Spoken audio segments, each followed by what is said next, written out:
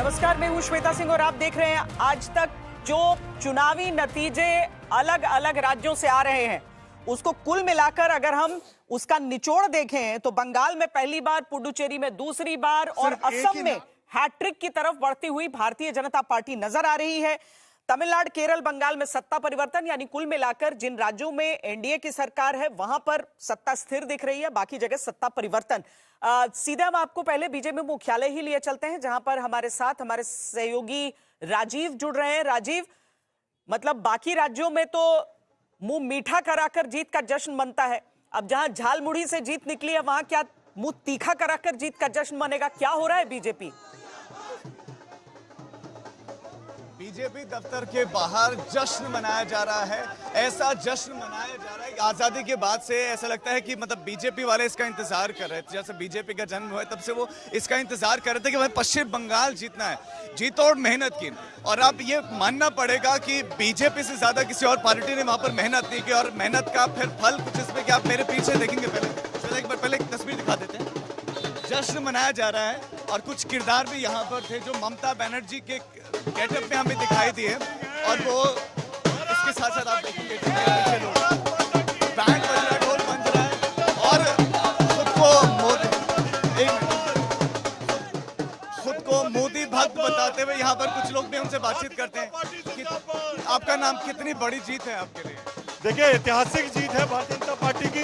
जिस तरीके से भारतीय जनता पार्टी, सभी मैं देश की जनता का धन्यवाद करना चाहूंगा, जो भरोसा, जो विश्वास माननीय प्रधानमंत्री मोदी जी के नेतृत्व में, माननीय गृह मंत्री अमित शाह जी के नेतृत्व में, माननीय राष्ट्रीय अध्यक्ष नितिन नवीन जी के नेतृत्व में जताया है। मैं तहे दिल से उनका धन्यवाद कर, प्रत्येक कार्यकर्ता की जीत है, सभी की मेहनत है, जो बलिदान कार्यकर्ताओं ने दिया आज उसी का परिणाम है। मैं धन्यवाद पूरे देश की जनता और कार्यकर्ताओं को करना चाहूंगा। सबसे बड़ी मैथिली ठाकुर भी हमारे साथ जुड़ रही है। मैथिली, मतलब एक बधाई वाली जीत से भी सुपर बधाई वाली जीत की तरफ बीजेपी बढ़ती दिख रही है। 195 सीटों पर आगे इस समय, क्या कारण आपको लग रहा है? क्योंकि बिहार की भी सीमा का एक बहुत बड़ा हिस्सा पश्चिम बंगाल के साथ साझा होता है।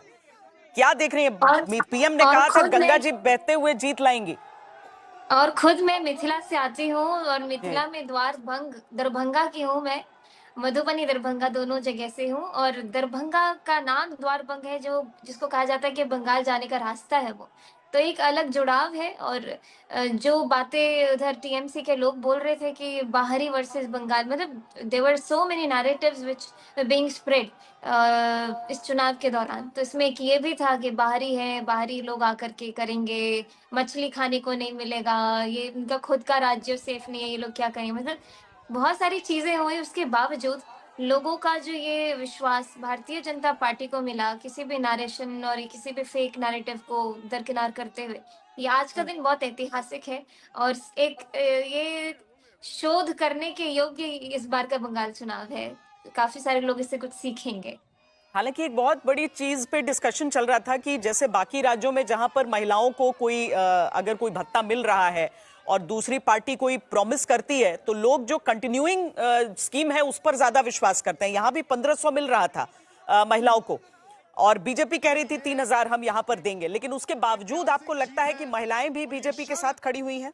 वो सेलिब्रेट करने के लिए अब ऑनेस्टली मैं क्या कहना चाहती हूँ कि मुझे नहीं लगता कि ये सब ज्यादा बड़ा मैटर था कि आप 3000 दिलवाएंगे। मुझे लगता है और महिलाओं को इससे कोई लेना देना नहीं था उतना ज्यादा। हालांकि बहुत सारी जगह ये I can see the news here.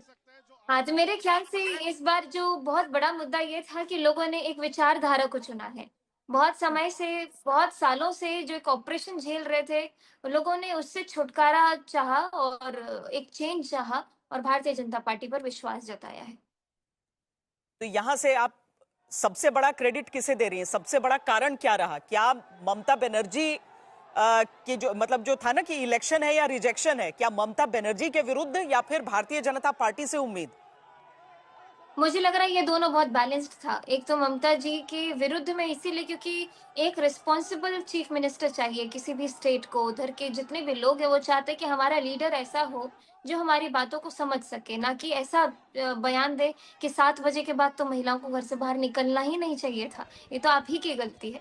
इतना बड़ा केस हो जाने के बाद अगर ऐसा स्टेटमेंट, अगर आपकी फीमेल चीफ मिनिस्टर हैं, आप भारत में देखिए कि ममता दीदी का कितना एक बड़ा रोल रहा है, एक महिला मुख्यमंत्री के रूप में उन्होंने बहुत सालों तक सर्व किया, बट स्टिल शी सेड कि 7 बजे के बाद बाहर निकली तो ये लड़की की गलती है। तो ऐसे ऐसे बयान अगर आते हैं तो लोगों को काफी इससे आहत पहुंची, और मुझे लग रहा है बहुत सारे अलग अलग एस्पेक्ट्स हैं। महिलाओं को चाहिए था, जब ये नारी शक्ति वंदन अधिनियम उसी दौरान हुआ था, क्योंकि मैं 17, 18, 19, 20 ये चारों दिन मैं बंगाल में थी, और उसी वक्त ये न्यूज पे भी चल रहा था कि किस प्रकार उन्होंने वोट नहीं दिया, ये पास नहीं होने दिया डीलिमिटेशन वाला बिल, और उसके बाद वो लोग खुशी मना रहे थे इस चीज की। तो कहीं ना कहीं महिलाओं को उस बात से भी आहत महसूस हुई होगी। तो there are so many factors I think that played a very important role, जिसमें कि टीएमसी के लोगों को एक खामियाजा भुगतना पड़ा। और आप बंगाल की धरती, भारत की उस धरती पर जहाँ से कितने सारे न जाने कितने सारे क्रांति पैदा हुए हैं वहां पर, वहां से पूरे विश्व में उन्होंने विश्व गुरु बन करके वो छाए। स्वामी विवेकानंद जी की बात करें तो आप उसी धरती पर आ करके आप मक्का मदीना काबा कर रहे हैं, तो कहीं ना कहीं that is also a big thing. मुझे लगता है यहाँ पे ये एक कल्चरल आइडेंटिटी क्राइसिस होते होते लोग बचाए हैं अपने स्टेट को। बहुत शुक्रिया मैथिली ठाकुर जी हमसे बातचीत करने के लिए। हमारे साथ स्वयं प्रकाश जी भी हैं यहाँ पर। आप अभी भी इंतजार कर रहे हैं कि नतीजे चेंज हो सकते हैं? नहीं, देखिए बहुत से विधानसभा के कॉन्स्टिट्यूंसी के अंदर में अभी भी 100 से ज्यादा 5 राउंड से ज्यादा की काउंटिंग नहीं हुई है, जहाँ पे 20 से 22, 25, 27 राउंड तक की काउंटिंग होनी है। तो अभी मुझे लगता है अभी अर्ली है, थोड़ा जल्दी है। ये आंकड़े बदलेंगे, शाम होने दीजिए, आंकड़े जरूर बदलेंगे। आपको पूरा उम्मीद है? एकदम, क्योंकि ये शुरुआत से देखिए ना स्वयं प्रकाश जी, जो लीड है वो तो सुबह से बनी हुई है। ऐसा नहीं, आप करिए उसमें बाली कॉन्स्टिट्यूंसी खोलिए, 2 राउंड की काउंटिंग हुई है वहां पर, ओनली 2 राउंड, 411 वोट की लीड है, 2 राउंड की काउंटिंग हो रही है। दमदम के अंदर में 15 राउंड है, जहाँ 4 राउंड की काउंटिंग हुई है। ऐसी 100 से ज्यादा विधानसभा सीट है जहां पर अभी तक काउंटिंग स्लो है, काउंटिंग रोक दी गई है, और ये लेट नाइट तक काउंटिंग चलेगी, और ये नतीजे बदलेंगे। ये नतीजा नहीं रहेगा अंतिम, एकदम टीएमसी के पक्ष में। टीएमसी तो देखिए, टीएमसी तो ये जो आंकड़ा है ये सबसे निचला स्तर पे है। यहाँ पर इन्होंने रोका है। अभी तो टीएमसी के वोट खुलने शुरू होंगे, आप देखिए धीरे धीरे। अभी ये खुलना बाकी है। अभी 5 राउंड पूरे नहीं हुए। आप उस पर चेक करिए कि कितने राउंड की टोटल चौरंगी विधानसभा है, वहां पे 12 राउंड की काउंटिंग खत्म हो गई, जो एकदम धर्मतल्ला कलकत्ते का केंद्र है सेंट्रल के अंदर में। और उसके अगल बगल की कॉन्स्टिट्यूंसी के अंदर में 3 राउंड, 4 राउंड, 5 राउंड रुके हुए हैं। बाली के अंदर में, दमदम के अंदर में। तो ये जो स्लो है, 100 विधानसभा ऐसी है जहां अभी भी तो अभी ये रागी जी तो जश्न मनाने लगे। नहीं, संगीत रागी जी तो आज इनका दिन है। आज ये खुश होंगे कि इनकी विचारधारा जो है कि रात से आपका वक्त शुरू हो जाएगा, तब तक जब तक सारे रिजल्ट आ जाएंगे। नहीं, रिजल्ट आने के बाद की बात नहीं है। मैं अभी नतीजा, फाइनल नतीजा जब तक नहीं आता है चुनाव के। आपकी जानकारी के लिए दे दूं कि जहां भी 12 राउंड, 9 राउंड, 7 राउंड हुआ है, उसमें भारतीय जनता पार्टी कंसोलिडेट करके, मैं इलेक्शन कमीशन के डेटा से बोल रहा हूँ, वहां पर 20,000, 12,000, 11,000। एक चीज इसमें ऐड कर देते हैं बस, पुडुचेरी के रुझानों में बीजेपी गठबंधन जो है उसको बहुमत मिल चुका है। रुझानों में बीजेपी प्लस 16 सीटों पर आगे है। हालांकि पुडुचेरी में जिस तरह, मतलब 15 के साथ भी चूंकि 2 विधायक वहां पर मेरे ख्याल में मनोनीत हो जाते हैं, तो जो सरकार बन रही पुडुचेरी में मन का भड़ास नहीं निकला था। किसके बगल में मेरे। अच्छा, तो मैं मानता हूं कि ये मामूली विक्ट्री नहीं है भारतीय जनता पार्टी नहीं, देश के लिए भी। 1971 में भारत की विजय पाकिस्तान पर, फिर धारा 370 का खत्म होना, और राम मंदिर मूवमेंट का, भगवान राम की भव्य एक मंदिर का होना। उसके बाद मैं मानता हूं कि भारतीय जनता पार्टी के वैचारिक अधिष्ठान की ये सबसे बड़ी जीत है, सबसे बड़ी। मैं इसलिए कहता हूं कि बंगाल, जो बंकिम, विवेकानंद, महर्षि अरविंद घोष, वो भूमि थी, उसको जिसको पद्दलित कर दिया था। पहले कांग्रेस ने किया, फिर वामपंथियों ने किया, उसके बाद टीएमसी ने किया। बंगाल का आंशिक इस्लामीकरण हो चुका था, बांग्लादेशी पॉकेट्स खड़े हो चुके थे। और जो आप कह रहे हैं ना, भद्रलोक क्यों वोट किया है, भद्रलोक ने बांग्लादेश में जब देखा होगा हिंदुओं को मारते हुए, तब उनको लगा नहीं होगा कि क्या बंगाल की संस्कृति का होने वाला है, कि ये 33% जब आबादी आज है, कल जाकर के ये 40% होगी तो हमारे घर की बहू बेटियां बचेंगी क्या? लोग इसको कहते हैं कि आप हिंदू मुसलमान करते हैं। मैं साफ साफ ये कहूं कि क्या आपको आंखों के सामने नहीं दिख रहा था बंगाल के अंदर? मुर्शिदाबाद की घटना आप भूल जाते हैं, वसीरहाट की घटना भूल जाते हैं, क्या संदेश खाली आप भूल जाते हैं। और उसके लिए ममता बनर्जी उन गुंडों के साथ खड़ी हो जाया करती थी। कोई क्या सांसद कह सकता है कि 4 तारीख के बाद बता दूंगा तुमको क्या क्या होने वाला है? क्या बंगाल का मानस जैसे हम होता है ना, जैसे कोई बच्चा स्कूल से कॉलेज में आता है ना, तो वैसे ही होता है जैसे कोई बछड़ा पगहा तोड़ा करके माँ के दूध पीने के लिए निकल पाते हैं, वैसे ही बंगाल में लगा कि उसको स्वाधीनता मिली। की तस्वीरें दिखा देते हैं हम। हमारे साथ हमारे 2 संवाददाता इस समय जुड़े हैं। गुवाहाटी में आशुतोष हैं और कोलकाता में मुनीश है हमारे साथ। मुनीश, पहले आप दिखाइए किस तरीके से वहां पर जश्न बन रहा है, क्योंकि ये भी टीएमसी की तरफ से बात कही जा रही है कि अभी रिजल्ट थोड़ी पूरे हैं, अभी तो वेट करना पड़ेगा थोड़ा, लेकिन 196 पे लीड के साथ जश्न तो अप्रत्याशित है वहां पर बीजेपी की। जी बिल्कुल श्वेता, और बीजेपी मान चुकी है कि वो जीत चुकी है और उसकी तस्वीरें आपको सीधा मैं बीजेपी का जो दफ्तर है कोलकाता में वहां से मैं दिखा रहा हूं। शायद मेरी आवाज आप तक पहुंच न पाए, लेकिन यहाँ पर शोर न सिर्फ गाने का बल्कि कार्यकर्ताओं का भी जबरदस्त है। जबरदस्त तरीके से यहाँ पर जो भगवा रंग का गुलाल है उससे यहाँ पर पहले होली खेली गई है।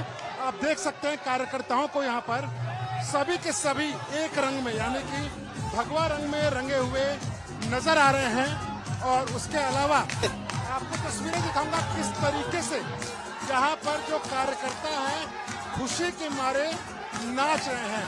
और कार्यकर्ताओं का एक ही कहना है कि इतने सालों शिद्दत करने के बाद, इंतजार करने के बाद आखिरकार वो घड़ी आई जब पहली बार राज्य में कमल खिला है। आप इस देखिए लगे बजाय आधे घंटे कि बीजेपी में जो है वो पहले लोगों ने एक दूसरे के रंग लगाया, उससे पहले हमने एक साथ झालमुड़ी से शक्ति चल रहा है, हाथ में झालमुड़ी और जबरदस्त तरीके से हाथ में भगवा झंडा झालमुड़ी से लालग्राम में झालमुड़ी इसलिए दीदी को झालमुड़ी, मोदी जी जब झारखंड जाके झालमुड़ी खाया था ना, दीदी को बहुत अच्छा लगा था, इसीलिए दीदी को दिखा के हम लोग पूरा वेस्ट बंगाल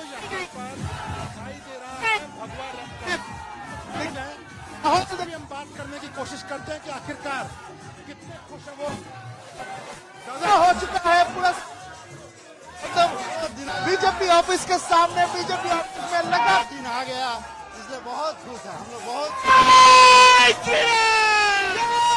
श्री राम, जय श्री राम, जय श्री राम, जय राम।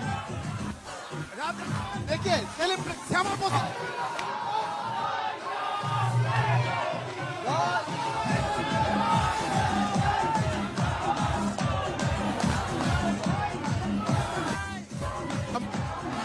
हमारा क्या है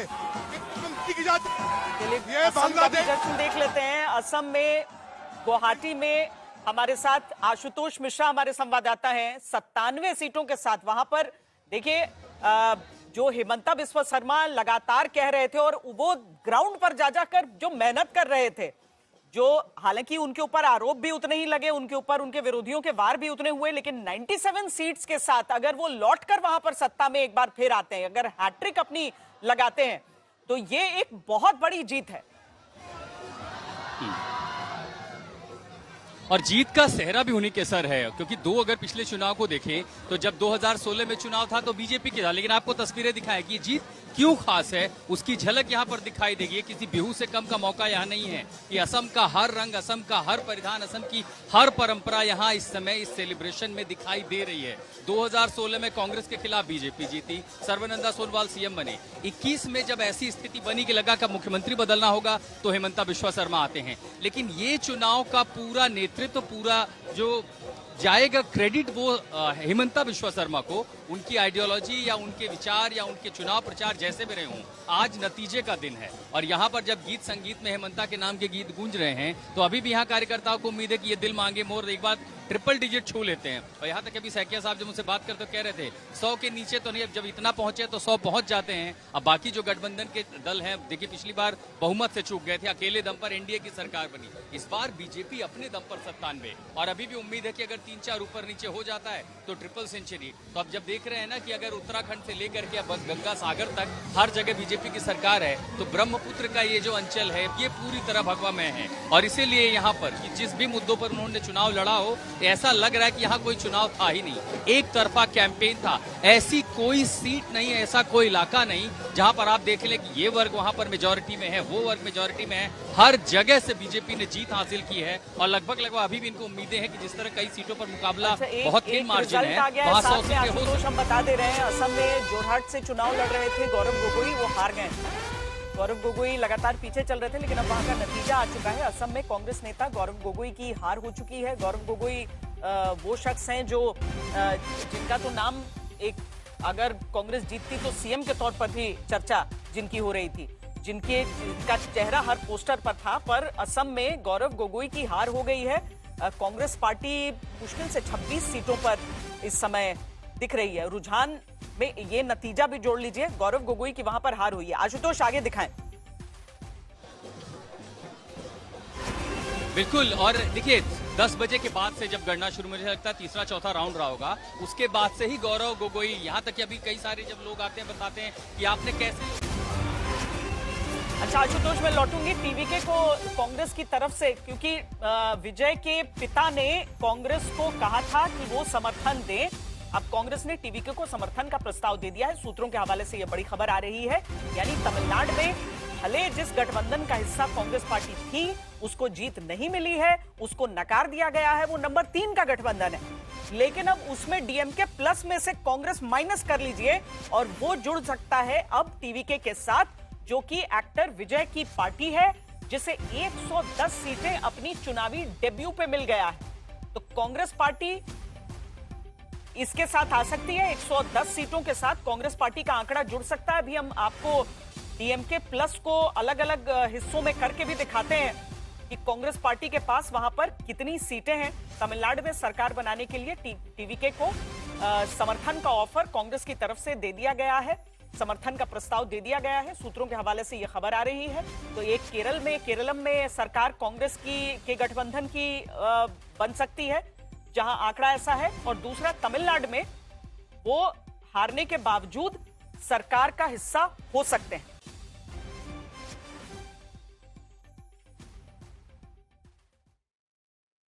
हम जो आपको असम की तस्वीरें दिखा रहे हैं, पश्चिम बंगाल की तस्वीरें दिखा रहे हैं, उसमें तमिलनाडु की ये तस्वीरें बड़ी अहम हो जाती हैं, जिसमें एक बात तो साफ है कि अभी तक संगीत रागी जी, भले ये कहा जा रहा था कि देखिए बीजेपी ने तो 2+1 पुडुचेरी, लेकिन अब कांग्रेस अगर केरलम और तमिलनाडु दोनों हो जा रही है तो ये तो उनके लिए भी आज का दिन, मतलब 50% आपका 50 उनका। देखिए अब उनको मुस्कुराने के लिए तो कैसे भी मुस्कुरा सकते हैं। नहीं, सरकार तो सरकार होती है, जीत है। सरकार, उन्होंने इसके लिए इसमें कोई दो राय नहीं कि उन्होंने वहां पर केरला के अंदर सरकार बनाई। हाँ। लेकिन तमिलनाडु के अंदर यदि उनको वाकई उनके साथ जाना था तो वो चले जाते, पहले चले जाते, लेकिन उन्होंने तो न्योता दिया था, नहीं गए वो डीएमके के साथ रहे।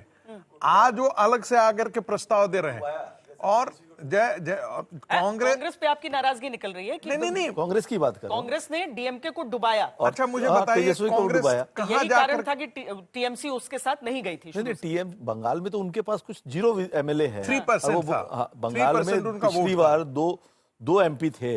इस 2024 के चुनाव में हमने उनमें 3 एमपी का ऑफर दिया, उनको चाहिए थे 10, 8 ऐसे अधीर रंजन चौधरी को कैसे देते, उस चक्कर में वो हुआ नहीं। और इंडिया गठबंधन जो हमारी सरकार बनते और लोकसभा में उनको 3% तो वोट मिला था। लेकिन इस सब के बीच बंगाल में 2/3 बहुमत के करीब बीजेपी पहुंच चुकी है। 196 पर बीजेपी इस समय रुझानों में आगे चल रही है।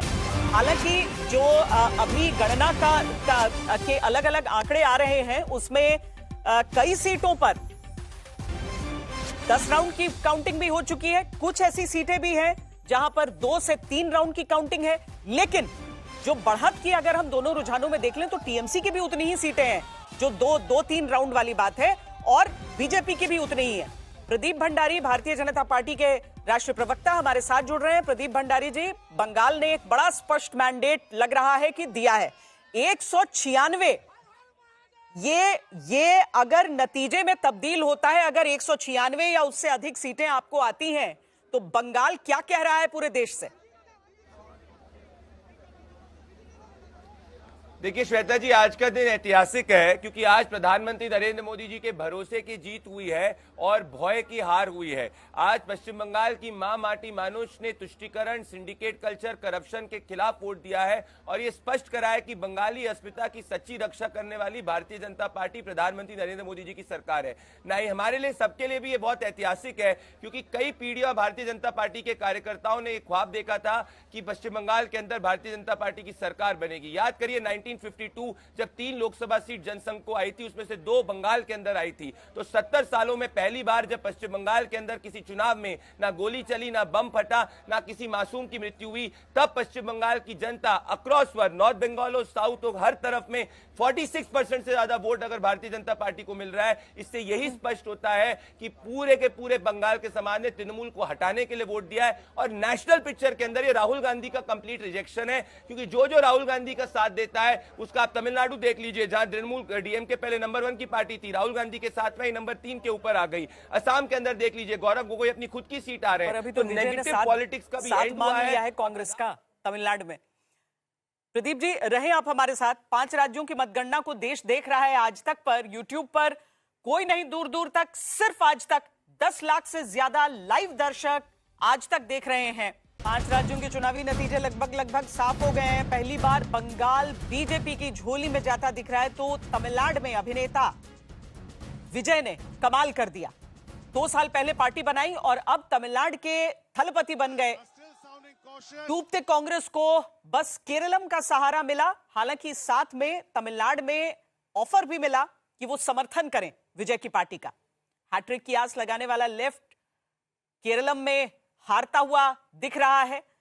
10 साल में बीजेपी बंगाल में फर्श से अर्श तक आ गई है। 2016 में बीजेपी के पास केवल 3 विधायक थे और अब बीजेपी बम्पर वोटों के साथ वो कर दिखा रही है जो कभी ममता बनर्जी को लेफ्ट की सरकार को चित्त करके दिखाया था। बीजेपी का आंकड़ा 200 की ओर पहुंचता हुआ दिख रहा है और बीजेपी खेमे में बंगाल से लेकर दिल्ली तक जश्न है। झालमुड़ी पार्टी हो रही है, मिठाइयां बंट रही हैं, पटाखे चलाए जा रहे हैं, गुलाल उड़ाए जा रहे हैं। गुवाहाटी में जीत के जश्न की तस्वीरें हम आपको दिखा रहे हैं, जहां पर हेमंता बिस्वा शर्मा पर एक बार फिर वहां की जनता ने भरोसा दिखाया। 99 के आंकड़े तक वो पहुंच गए हैं अभी रुझानों में, और गौरव गोगोई की वहां पर अपनी ही सीट पर जोरहाट से हार हो गई। असम में बम्पर जीत से बीजेपी गदगद है।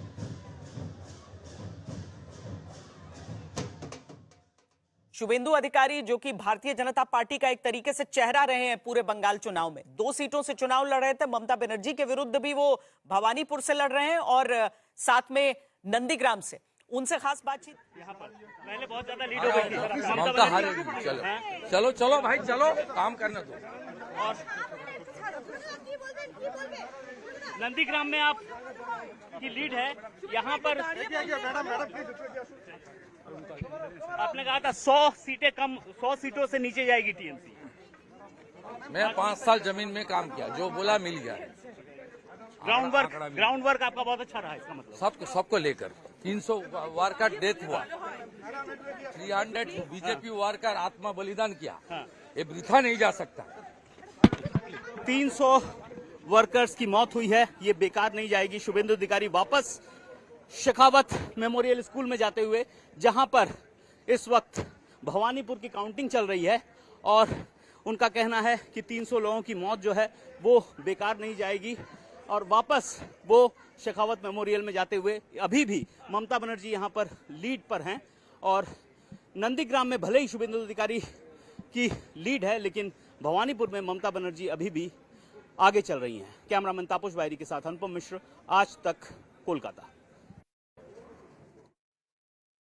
11 राउंड पूरे हो चुके हैं और ममता बनर्जी की लीड यहां पर अभी 9,475 वोटों की है, लेकिन बड़ी तेजी से यहां पर भी समीकरण बदल जाते हैं।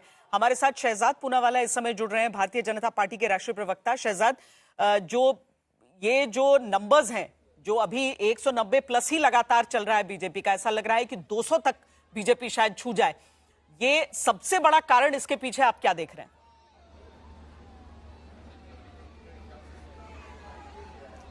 सबसे पहले तो श्वेता जी बहुत बहुत धन्यवाद आपका, आपने आमंत्रित किया इस प्लेटफॉर्म पर।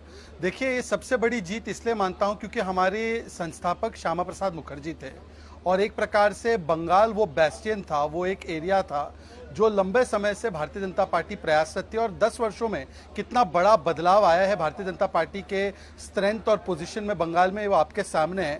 और एक बात स्पष्ट है कि नरेंद्र मोदी जी जब से प्रधानमंत्री बने हैं, आमतौर पर क्या होता है 10-12 साल किसी सरकार के होते हैं तो उनकी पॉपुलैरिटी कम होती है, पर नरेंद्र मोदी जी के नेतृत्व में हम लगातार नए एरियाज को तराश रहे हैं, चाहे बंगाल हो, चाहे ओडिशा हो, चाहे आंध्र प्रदेश में हमारे एलआई की जीत हो, चाहे हरियाणा बार फिर से जीतना हो, चाहे महाराष्ट्र फिर से जीतना हो। तो हम लोग एक प्रकार से अपने फुटप्रिंट को एक्सपैंड करते जा रहे हैं। इसके पीछे कारण यह है कि नरेंद्र मोदी गुड गवर्नेंस का आज एक सिनोनिम बन चुके हैं, पर्यायवाची बन चुके हैं। मतलब Narendra Modi means good governance, और इसीलिए जो गुड गवर्नेंस हमने बिहार में दिखाया है, ओडिशा में दिखा रहे हैं, उसको देखते हुए अंग बंग कलिंग में भी आना चाहिए, यह बंगाल की जनता की मांग थी। और 15 साल में जो तृणमूल कांग्रेस से सरकार चलाई, मां माटी मानुष को धोखा दिया, वहां पर केवल भारी बलात्कारी, भ्रष्टाचारी और जो भाईपों के लोग थे जो गुंडागर्दी करते थे, हिंसात्मक राजनीति थी, उसको अंत लाने के लिए आज बंगाल की जनता ने वोट किया है। एक चीज आप नोट करना, भी थोड़ी देर के बाद 4 बजे के आसपास ये देश डीएमके मुक्त, टीएमसी मुक्त, लेफ्ट मुक्त और इंडिया अलायंस मुक्त होने जा रहा है। ये चारों एंटिटीज इस देश से 4 बजे के बाद आपको दिखाई नहीं देने वाली है। ये भी इस चुनाव की उपलब्धि एक प्रकार से। लेफ्ट को तो वाकई इस बारे में मंथन करना पड़ेगा। इकलौता जो राज्य वहां पर भी अब वो नहीं, कांग्रेस लेड अलायंस जो है वहां पर दिखेगी, लेकिन कांग्रेस पार्टी के लिए भी उतना दुखद दिन नहीं है। देखिए, वो जीते हैं, केरलम में जीत रहे हैं, और दूसरा तमिलनाडु में विजय की तरफ से ऑफर मिल गया है कि आप समर्थन कीजिए हमारा। नहीं श्वेता जी, एक तरीके से इस जीत में, इस हार में भी, जैसे बीजेपी केरल में नहीं जीत पाई है, पर बीजेपी के इस हार में भी एक जीत का नुस्खा है। कैसे? अब केरलम में जो एसआईआर और इलेक्शन कमीशन की वजह से जीत मिली है, तो कम से कम कांग्रेस इसका राग असम में नहीं आलापेगी, कांग्रेस इसका राग कम से कम बंगाल में नहीं आलापेगी कि एसआईआर से हार गए, इलेक्शन कमीशन से हार गए, ईवीएम से हार गए। तो केरलम में अगर एसआईआर और इलेक्शन कमीशन ठीक था तो बंगाल में भी ठीक था, असम में भी ठीक था। अच्छा, एक और बात जो बंगाल के चुनाव के दृष्टिकोण से कहना चाहूंगा कि सबसे बड़ी जीत बंगाल में मुझे लगता है कि आरजीकर विक्टिम की जो माताजी है, उनका अभी भी लीड चल रहा है, और जो वो जीतेंगी तो वो एक सबसे बड़ा संदेश है कि ममता बनर्जी के शासनकाल में जो महिलाओं की परिस्थिति बन चुकी थी, आरजीकर से संदेश खाली से लेकर नादिया रेप केस में कि बेटी को ही ब्लेम किया जाता था, आज मुझे लगता है बंगाल की जनता ने इस वोट से भी एक सिविलाइजेशनल वोट भी दिया है और एक महिला सुरक्षा का भी वोट दिया है। बीजेपी के लिए क्या चैलेंज था ज्यादा बड़ा कि अपने वोटरों के मन से वो जिसका जिक्र सभी नेता आपके ये करते रहे चुनाव प्रचार के दौरान भी, कि लोगों को भयमुक्त होकर वोट करना चाहिए, वो चीज मन से निकालना, या फिर ये विश्वास दिलाना कि वो एक बेहतर ऑल्टरनेटिव है टीएमसी के? एक्चुअली श्वेता जी, बंगाल का जो चुनाव, हमने हमेशा इसको नॉट एज एन ऑर्डिनरी चुनाव, ये 18th या 19th स्टेट नहीं है बीजेपी का जीतने के लिए, ये सिविलाइजेशनल चुनाव है। ये भारत को भारत रहने देना है या भारत के चेहरे को इतना बदल देना है कि वो अगल बगल के मुल्क की तरह दिखने लगे। एक डेमोग्राफिक जो चेंज और ऑनस्लॉट लाने की कोशिश की जा रही थी वोट बैंक के लिए, उसके खिलाफ चुनाव था। आपने देखा होगा कि बंगाली भाषा बोलने वाले और बंगाली भाषा का दावा करने वाले लोगों ने अपने मैनिफेस्टो का नाम इश्तिहार रखा। फिराद हकीम बोलते हैं कि उर्दू लोग ज्यादा बोलेंगे, बंगाली नहीं बोलेंगे। तो ये एक बंगाली आइडेंटिटी के लिए क्राइसिस था और भारत की आइडेंटिटी और बंगाली आइडेंटिटी का चुनाव था। तो मुझे लगता है इस दृष्टिकोण से यह चुनाव बहुत महत्वपूर्ण था। कठिन तो ये हमेशा रहता है कि एक भय तंत्र, एक डर तंत्र बनाकर रखते हैं, पर इस बार जिस प्रकार से सेंट्रल फोर्सेस और इलेक्शन कमीशन ने 2 फेजेस में ये सफलतापूर्वक हिंसा मुक्त चुनाव करवाया, मुझे लगता है कि उनको भी धन्यवाद कि उन्होंने इस चुनाव को इस प्रकार से संपन्न करवाया। एक तरफ हम तस्वीर वो भी दिखा रहे हैं जहां पर दिल्ली कैबिनेट रेखा गुप्ता जी के साथ झालमुड़ी खा रहे हैं सब। और हमने कहा शहजाद की जिस तरीके से पार्टियां मुंह मीठा करती हैं, यहां आप लोग मुंह तीखा कर रहे हैं कल बंगाल चुनाव जीतकर। देखिए ऐसा है कि खा तो रहे झालमुड़ी हम हैं, पर झाल मतलब मिर्च किसी और को लग रही है, तो ये तो स्वाभाविक है, कुछ लोगों को मिर्ची लगेगी ही। और जिस प्रकार की वो प्रतिक्रियाएं भी दे रहे हैं, मैं उसको बोलता हूँ 3D प्रतिक्रिया। एक डी है कि पहले वो डिनाइल में थे, फिर डी है वो धमकी और ड्रामा पे उतर आए, और अब वो डिल्यूजन में है।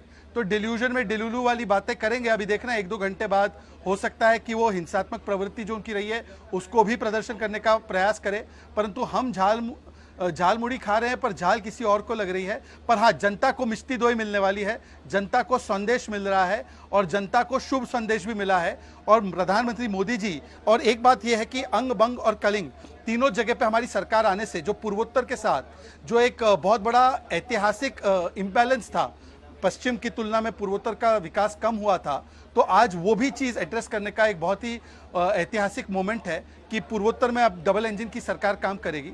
इसीलिए तो असम में हमें लोगों ने वोट किया ना वापस, क्योंकि असम में इतने वर्षों तक हमने देखा कि वो कटा रहा मेन स्ट्रीम से। पर आज असम की बात होती है तो हाई ग्रोथ रेट की, टूरिज्म की, वहाँ पर बनते ब्रिजेस की बात, सामाजिक जन कल्याण के लिए जो हिमंता बिस्वा शर्मा ने काम किया है वो बात होती है, और जीरो टॉलरेंस फॉर इन्फिल्ट्रेटर्स। तो मुझे लगता है जिस प्रकार से असम को संवारा है, त्रिपुरा को संवारा है, ओडिशा को संवारने की कोशिश कर रहे हैं, वैसे बंगाल की बारी। क्या यही कारण लगता है कि अगर 5 स्टेट में चुनाव होते हैं लेकिन सरकार उसी जगह की बच रही है जहां पर एनडीए की सरकार है, बाकी सब जगह सत्ता परिवर्तन देख रहे हैं?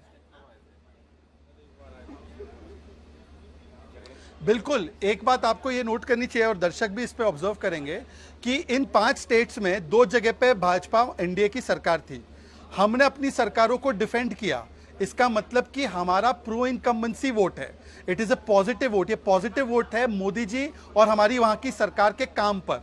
जबकि जो बाकी की 3 सरकार चेंज हुई है, बंगाल में भारी एंटी इनकम्बेंसी, ममता बनर्जी नहीं टिक पाई, उसके बाद तमिलनाडु में डीएमके भारी एंटी इनकम्बेंसी, और केरलम में भी लेफ्ट हार गई क्योंकि वहां पे भारी एंटी इनकम्बेंसी थी। तो मुझे लगता है कि प्रो इनकम्बेंसी में भी हम ऑप्शन है और एंटी इनकम्बेंसी भी बंगाल में लोग हमें ही प्रेफर करते हैं। एक प्रकार से इस दृष्टिकोण से भी देखा जा सकता है चुनाव को।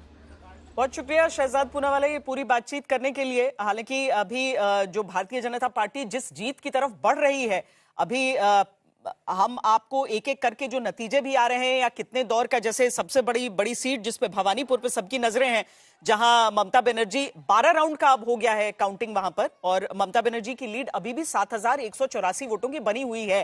हालांकि शुभेंदु अधिकारी कह रहे हैं कि भवानीपुर भी वो जीत लेंगे, नंदीग्राम में उनकी लीड है पर भवानीपुर में वो पीछे चल रहे हैं। ऐश्वर्या पालीवाल हमारे साथ बीजेपी मुख्यालय से जुड़ी हैं। बीजेपी मुख्यालय में गहमा गहमी धीरे धीरे और ज्यादा बढ़ती जा रही है। प्रधानमंत्री यहां पर जो एड्रेस करेंगे 6:30 बजे का समय है। ऐश्वर्या जी बिल्कुल श्वेता, 6:30 बजे प्रधानमंत्री नरेंद्र मोदी यहाँ पहुंच जाएंगे। मैं आपको बता दूं, हम जहाँ खड़े हैं जिस समय, ये वही जगह है जहाँ पे 6:30 बजे प्रधानमंत्री नरेंद्र मोदी होंगे और लोगों को यहाँ से संबोधित करेंगे। देखिए, भारतीय जनता पार्टी में आज दिवाली और होली दोनों को एक साथ मनाया जा रहा है। लोग यहाँ पे नाचते गाते आपको नजर आ रहे हैं, डांस चल रहा है, और ये जो महिलाएं हैं जो आपको नजर आ रही हैं, ये ट्रेडिशनल बंगाल की जो साड़ी है वो साड़ी पहन के आई है। तो ये जो जोश है, ये है भारतीय जनता पार्टी के जितने भी कार्यकर्ता हैं उन सब के बीच। ये लोग सब उसी स्टेज पे आ चुके हैं जहां से प्रधानमंत्री नरेंद्र मोदी थोड़ी देर के अंदर आएंगे, लोगों को संबोधित करेंगे। लोगों का मानना है कि ये वो जीत है जिसके लिए भारतीय जनता पार्टी ने, जो टॉप लीडरशिप है, उन लोगों ने, कार्यकर्ताओं ने, आरएसएस ने, सबने मिलकर बहुत मेहनत करी है। और लोगों का मानना है कि जिस तरीके का डर लोगों के बीच में बंगाल के अंदर था, वो डर अब खत्म हो जाएगा। ये जश्न जो आपको नजर आ रहा है, ये धीरे धीरे करके श्वेता बढ़ता जाएगा और बहुत सारे लोग यहाँ पे इस जश्न के अंदर जुड़ेंगे। और जो टॉप लीडरशिप है बीजेपी, मैं आपको बता दूं, बीजेपी के जो अध्यक्ष है नितिन नवीन, वो लगभग 4 बजे के आसपास यहाँ आ जाएंगे। गृह मंत्री अमित शाह भी पहुंच जाएंगे और फिर हम देखेंगे वो भव्य स्वागत जो प्रधानमंत्री नरेंद्र मोदी का किया जाएगा। चलिए ऐश्वर्या, रहिए, आपके पास हम आते रहेंगे इन तस्वीरों को देखने के लिए। हमारे साथ कांग्रेस प्रवक्ता डॉली शर्मा भी जुड़ रही हैं, जिनसे हम कांग्रेस की स्थिति पर भी चर्चा करेंगे। लेकिन इसके साथ ही एक बड़ी खबर भी आपको बता दें कि तमिलनाडु के रुझानों में वहां के मुख्यमंत्री स्टालिन पीछे नजर आ रहे हैं। तमिलनाडु के रुझानों में सीएम स्टालिन पीछे हैं। कोलाथूर सीट से सीएम स्टालिन पीछे दिख रहे हैं। 16 राउंड की काउंटिंग वहां पर हो चुकी है और 16 राउंड की काउंटिंग के बाद भी स्टालिन पीछे हैं। 7,000 से ज्यादा वोट के फासले से वो पीछे हैं। डॉली जी, सबसे पहले तो बहुत बधाई कि केरलम में एक बहुत बड़ी जीत की तरफ आप बढ़ रही हैं, आपका गठबंधन पूरा बढ़ रहा है। दूसरी तरफ तमिलनाडु में भले गठबंधन जो है वो वहां पर नकारा जा चुका है, लेकिन कांग्रेस पार्टी को विजय की तरफ से कहा गया है कि समर्थन हो और कांग्रेस ने मेरा ख्याल है समर्थन का ऑफर दे भी दिया है। तो ये दो राज्य जो हैं दक्षिण भारत के, वहां पर कांग्रेस सफलता की तरफ। धन्यवाद श्वेता जी, आपका बहुत बहुत धन्यवाद। नहीं, मैं आपसे ये जानना चाहती हूँ, आवाज आ रही है आपको मेरी? जी जी, मुझे आ रही है, अच्छी तरीके से आ रही है जी। तो दक्षिण भारत की खुशी अभी हावी है या फिर जो पूरब का दुख है वो? जी देखिए श्वेता जी, खुशी तो है, हम सरकार बनाने जा रहे हैं केरला में, और जैसा आपने कहा तमिलनाडु के बारे में भी। दूसरी एक और बात है कि हमारे कार्यकर्ता चाहे असम के रहे हों, चाहे बंगाल के रहे हों, चाहे पौंडीचेरी, चाहे तमिलनाडु, चाहे केरला, सबने मजबूती से पार्टी के लिए काम किया, सबने जनता के मुद्दों पर ध्यान दिया। कहीं पोलराइजेशन हमने नहीं किया, वोट को धर्म और जात में हमने नहीं बांटा। हमारे नेता की विचारधारा रहती है सबको साथ लेकर चलने की, मोहब्बत की। उन्हीं सब मुद्दों को लेकर, जनता के मुद्दों को लेकर हम जनता के बीच गए। जहां पे हम सरकार बना रहे हैं वहां जनता के लिए काम करेंगे, और जहां हमारे परिणाम हमारे अनुकूल नहीं आए हैं वहां विचार करेंगे, परामर्श करेंगे और देखेंगे कि आगे क्या बदलाव करेंगे रणनीतियों में, ताकि कांग्रेस वहां पर भी आगे और अच्छा काम कर पाए और मजबूत हो पाए। डॉली जी, तमिलनाडु के नतीजे का आकलन आप कैसे कर रही हैं? वहां पर जो गठबंधन है उसे अगर वहां की जनता ने नकारा है, यानी कि डीएमके प्लस वहां पर नकारा गया है, तो उसका कारण क्या रहा? वहां पर आप लोग, हालांकि आप जाकर अभी टीवीके को समर्थन दे सकती हैं, सरकार आपकी बन सकती है, पर जनता ने जिसे नकारा उसमें कांग्रेस की जिम्मेदारी कितनी? देखिए, अगर पहली बात तो कांग्रेस वहां कोई, हमारे पास हम गठबंधन में थे लेकिन हमारे पास कोई मंत्रालय या कुछ ऐसा था नहीं। वहां हमारे काफी सारे एमपीज हैं और सब मजबूती से काम कर रहे हैं। और रही बात अब सरकार बनाने की, टीवीके ने ऑफर किया, कांग्रेस ने एक्सेप्ट किया, ये आपने ही अभी बताया। तो हम सरकार में जहां भी आएंगे, हमारे नेता तो हमेशा से, राहुल गांधी जी का एक ही काम है, एक ही बात है कि वो किसान की, महिलाओं की, जनता के मुद्दों की बात करते हैं। वो देश को बांटने का काम नहीं करते, वो धर्म और जात की बात नहीं करते। उन्होंने कभी भी चुनाव में जीतने के लिए कभी वो रोए नहीं, कभी गिड़गिड़ाए नहीं। उन्होंने कभी भी अपना इतिहास, अपने परिवार का, उन्होंने ये नहीं कहा कि मेरे पिताजी शहीद हो गए, उनके नाम पर मुझे वोट दो। तो राहुल गांधी जी हमेशा जनता के मुद्दों पर बात करते हैं और जनता के मुद्दों से ही हम आगे भी लड़ेंगे, अभी भी लड़ते आए हैं। ब्रेक का वक्त हो चला है, लेकिन शहजाद छोटे में आप जो भी बोलना चाह रहे हैं जी।